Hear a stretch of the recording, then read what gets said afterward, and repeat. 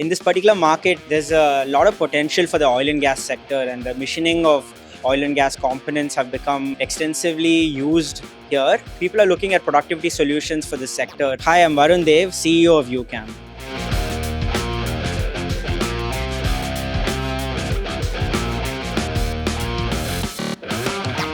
We at Ucam here have different kind of product solutions that we have to offer. We have the fourth axis segments where we have a large bore rotary indexing table. We have a vertical type and a horizontal type of rotary indexing segments for this sector.